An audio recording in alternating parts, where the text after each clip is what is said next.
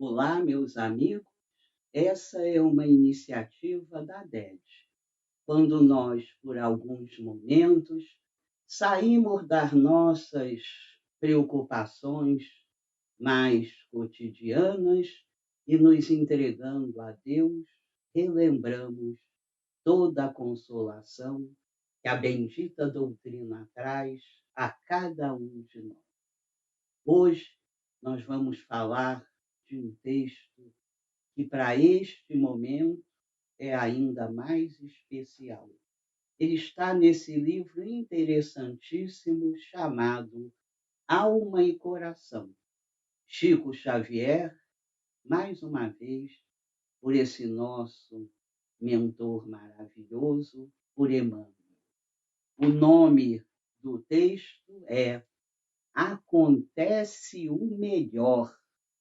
Interessantíssimo nesses momentos pelos quais estamos passando, momentos para os quais todos nós fomos preparados, momentos que todos nós aceitamos viver porque sabíamos ser momentos ricos de oportunidades para trabalharmos intimamente.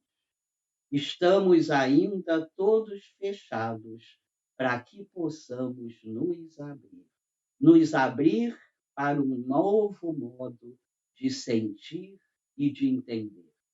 Com a doutrina espírita, vai ficando cada vez mais fácil. Acontece o melhor. Emmanuel começa nos falando da necessidade de nos entregarmos a Deus. Nós que temos a grande graça de, nessa encarnação, termos acesso à doutrina espírita, temos com certeza mais facilidade para essa entrega a Deus. A doutrina espírita, o Consolador prometido por Jesus, nos traz um outro Deus. Deixa para trás aquele Deus do Antigo Testamento, aquele Deus parecido com os homens, que se vingava, que se irritava imensamente. O Deus do Antigo Testamento, mais ou menos por 600 vezes, se vinga de seus filhos. Naquela época, ainda mais dura, precisávamos temer a Deus. Tem Jesus, no tempo certo, no momento e no lugar exatos, nos trazer Deus como Pai amoroso, que a ninguém pune, que a ninguém castiga, que a ninguém abandona. Já estávamos prontos para deixar de temer a Deus, para sermos capazes de amar ao nosso Pai, de imensa sabedoria, de imensa justiça, de infinita misericórdia.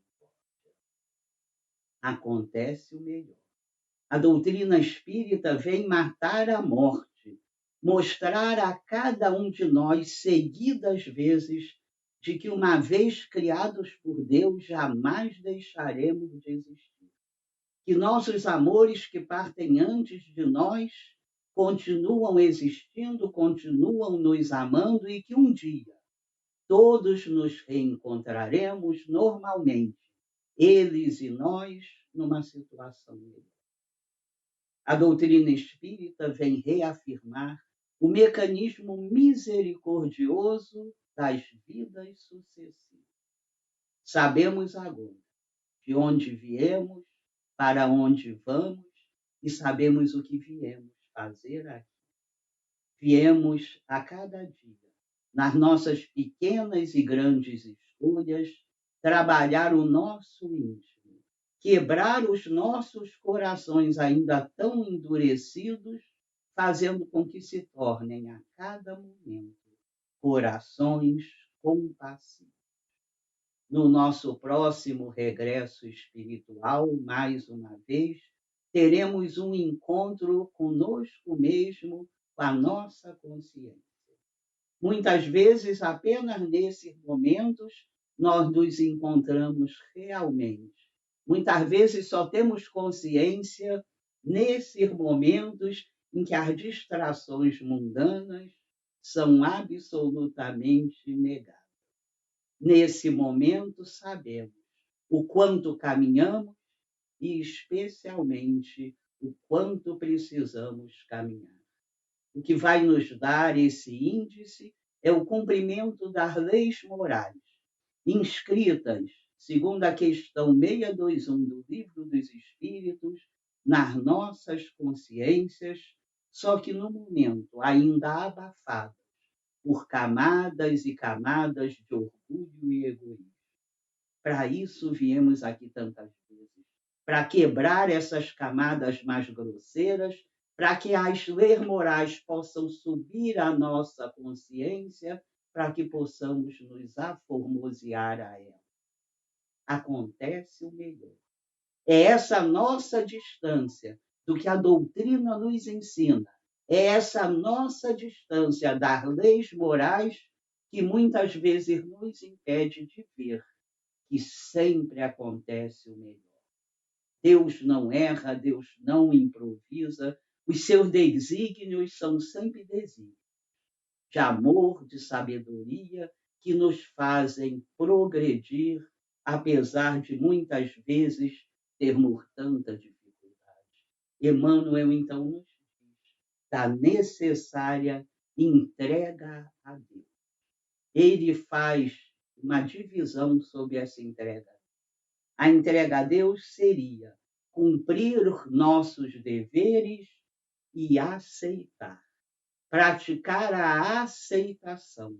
Saber que absolutamente tudo o que nos acontece é oportunidade de crescer, oportunidade de rever os nossos itinerários que muitas vezes se perdem nas seduções desse mundo superficial. Logo que começamos a estudar a doutrina, um dos primeiros conceitos que aprendemos, que decoramos e repetimos, é que estamos no mundo de provas e expiações. Mas nas nossas dificuldades de digerir esses conceitos, não entendemos que estar neste mundo é estar aberto a passar por esses processos, provas e expiações, que sempre envolvem algum nível de dor. A dor chega para todos, mas especialmente hoje temos condições de entender que a dor jamais é punição, jamais é castigo desse Deus, que é nosso Pai de imensa sabedoria e amor. A dor nos chega e, junto dela, lições precisam ser aprendidas. Normalmente, lições que nos fazem trabalhar o orgulho e egoísmo, nos construindo como verdadeiros cristãos. No Evangelho segundo o Espiritismo, nosso terceiro livro, capítulo 6, nós vamos ver o jugo leve. Lá nós somos lembrados de que todas as decepções, todos os sofrimentos, perda de entes queridos, todas as frustrações podem agora ser entendidas de uma nova forma. Todas elas têm agora uma consolação imensa diante da certeza da vida futura. Este é um conceito revolucionário. A partir da certeza dioturnamente trazida para nós, de que a vida não acaba no túmulo, assim como não começou nesse último berço, tudo tem um novo modo de ser encarado.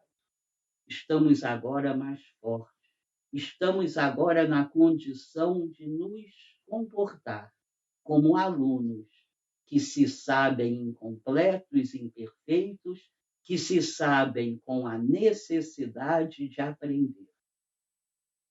Todas as correntes educativas, educacionais, nos trazem também o lembrete de que só há aprendizagem quando é verificada uma mudança. Precisamos mudar, por isso estamos aqui. Aqueles espíritos que não precisam mais mudar são espíritos que já se fizeram tanta luz, que hoje só vêm à Terra para também nos iluminar. O objetivo de tudo que nos acontece é esse. Por isso, não tenhamos nenhuma dúvida que sempre acontece o melhor, por mais que muitas vezes nos escape a compreensão sobre os desígnios divinos. Allan Kardec, na conclusão do nosso primeiro livro, o Livro dos Espíritos, no item de número 7, nos fala sobre os 3 aspectos da doutrina espírita, da bendita doutrina espírita. Em seguida, nos fala dos 3 graus de adeptos da doutrina. Diz ele, já naquela época, que o primeiro grau de adepto seria formado por aqueles que sabem, que acreditam nas manifestações dos espíritos e se contentam com isso. O segundo grau, adeptos um pouco mais maduros, já são capazes de entender que, diante de tanta revelação, é necessária, naturalmente aparecem as consequências ético-morais. Há ainda um terceiro grau de adeptos, segundo o nosso mestre maior, Allan Kardec. Seriam aqueles um pouco mais maduros, que entendem que não só há consequências morais, mas que no seu dia a dia tentam colocá-las em prática. Nós, então, começamos a entender a necessidade desse novo olhar, a necessidade de usarmos o nosso livre-arbítrio para nos construir a cada dia como verdadeiros cristãos. Uma obra que ainda vai demorar algumas encarnações. Voltando ao Evangelho segundo o Espiritismo, capítulo 2, meu reino não é deste mundo, nós vamos mais uma vez focalizar o item 5, chamado o ponto de vista. Logo no começo, nos é esclarecido que, diante da certeza da vida futura, nossos pontos de vista naturalmente se elevam. Naturalmente, nós começamos a dar outras interpretações, bem mais maduras, bem melhores do que as que dávamos antigamente a tudo que nos acontecia. Não sofremos tanto pelo que nos acontece, sofremos muito mais pelas nossas interpretações infantis sobre o que nos acontece. Acontece o melhor, sempre o melhor para a nossa elevação espiritual.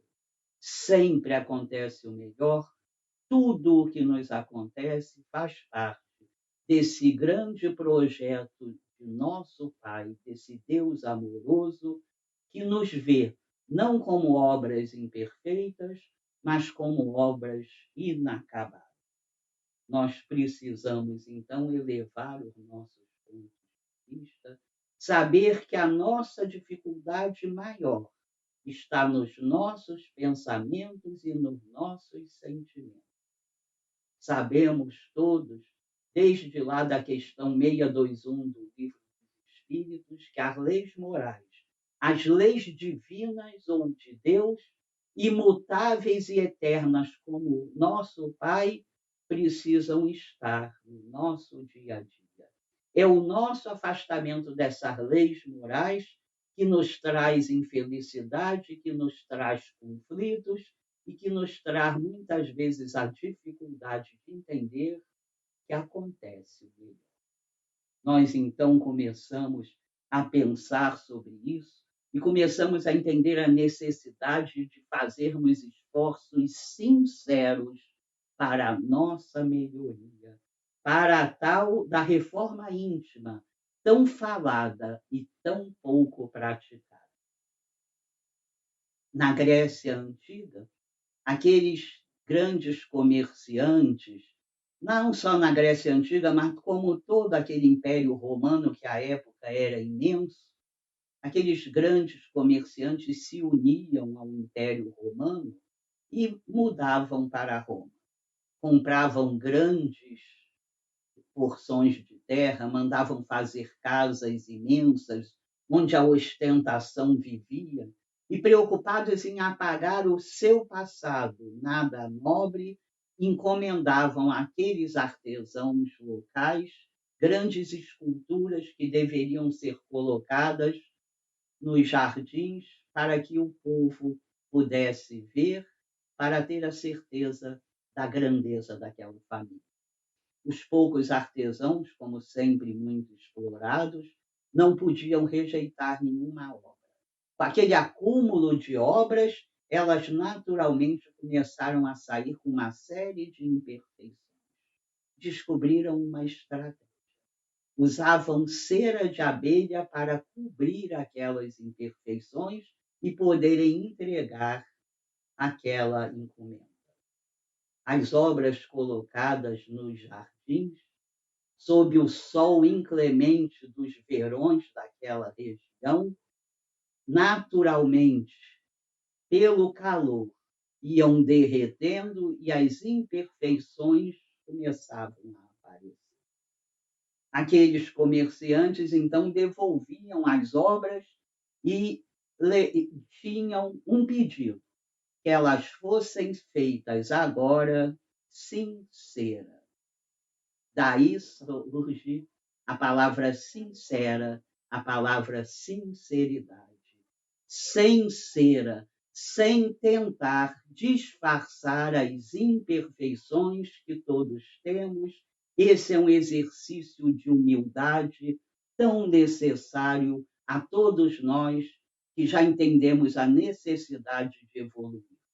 No capítulo 28 do Evangelho segundo o Espiritismo, a coletânea de preces espíritas, nós vamos ver uma prece muito especial, que é quando nós pedimos aos nossos protetores a corrigenda de um defeito. Que grande salto é esse! Para seres que se achavam perfeitos, infalíveis, para seres presunçosos e rígidos, como todos nós fomos até bem pouco tempo, esse é um grande salto. Aceitar a própria imperfeição e, caminhando mais, pedir aos nossos protetores que nos ajudem a corrigir os nossos defeitos. Assim, nós vamos caminhando, trazendo as leis morais para o nosso dia a dia, nos dando a serenidade que antes buscávamos em outros lugares e aceitando, mais do que aceitando, sentindo que sempre acontece o melhor. Está na nossa responsabilidade, no uso que fazemos do nosso livre-arbítrio. Muitas vezes nós somos capazes de comentar passagens evangélicas lindíssimas. Muitas vezes somos capazes de falar delas com uma riqueza de detalhes enorme, mas não somos capazes de trazê-las para o nosso cotidiano, para o nosso dia a dia. Haroldo Dutra Dias, esse grande estudioso há pouco tempo, num livro em que ele é apenas um dos autores que discorre sobre as passagens evangélicas, sobre as parábolas trazidas por Jesus, pede licença em determinado momento para nos contar ele mesmo uma parábola de sua autoria. Diz ele que em certa casa espírita muito grande, resolveram marcar para 60 dias depois um grande almoço para recolher fundos para a obra. Mas não seria qualquer almoço. Cada um dos participantes levaria um prato que deveria ser um prato resultante do afeto familiar.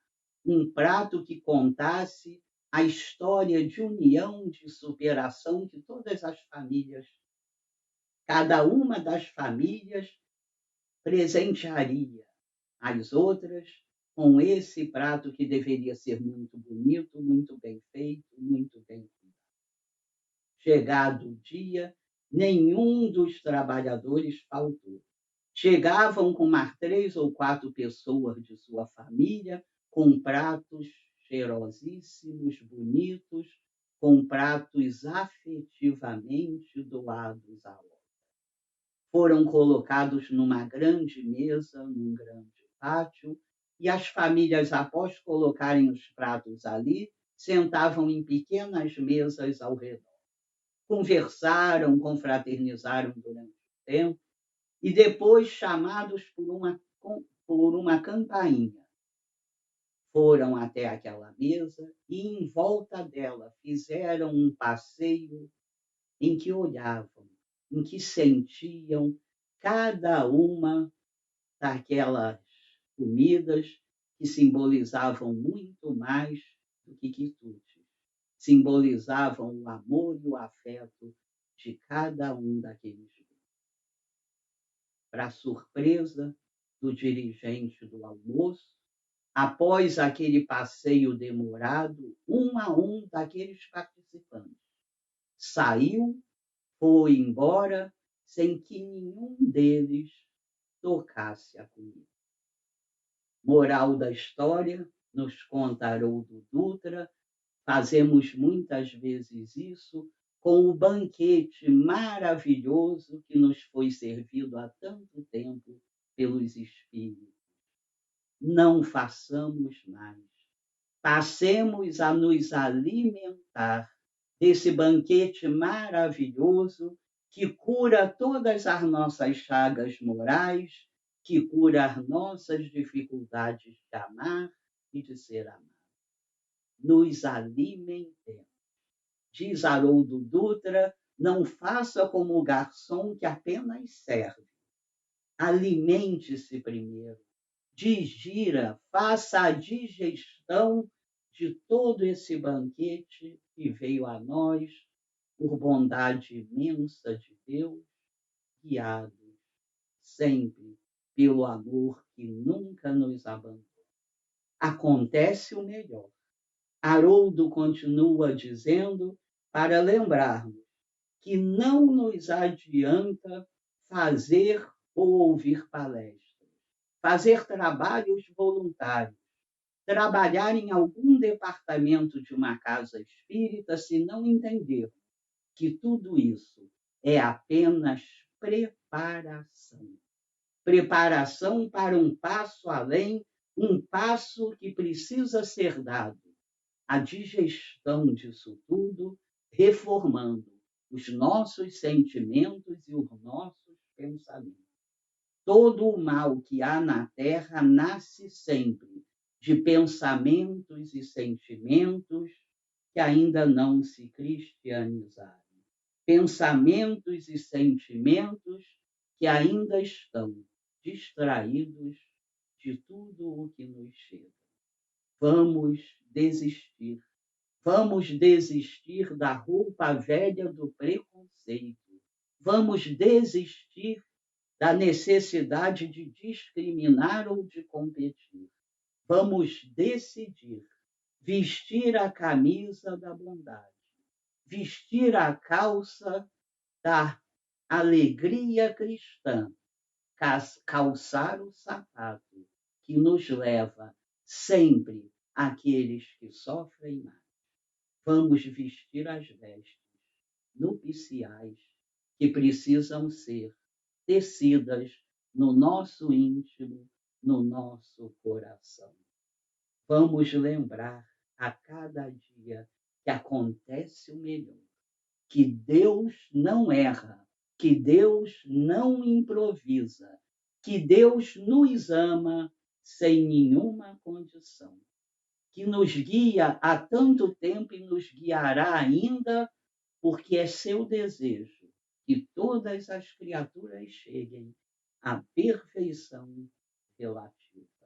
Acontece o melhor. Questão número 625 do Livro dos Espíritos, quando Kardec pergunta aos seres de luz se havia sido dado a nós todos algum exemplo a quem seguir. Na tradução brasileira, a resposta é Jesus.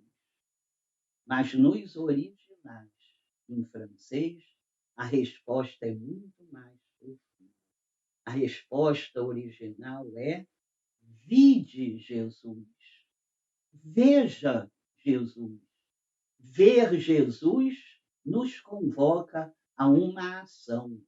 Ver Jesus nos convoca a irmos em direção de Jesus, diminuindo as nossas dificuldades e entendendo a necessidade desse movimento, onde vamos quebrando orgulho, vamos quebrando egoísmo, vamos deixando para trás uma série de dificuldades que contemplávamos de forma omissa e que agora precisam ser tratadas. Estamos todos vivendo esse processo difícil, processo para o qual fomos preparados, processo que aceitamos porque sabíamos, processo, momento rico para fazermos as mudanças necessárias. Sigamos confiando, sigamos serenos, sigamos na certeza de que Deus não erra e que sempre, absolutamente sempre, acontece o melhor.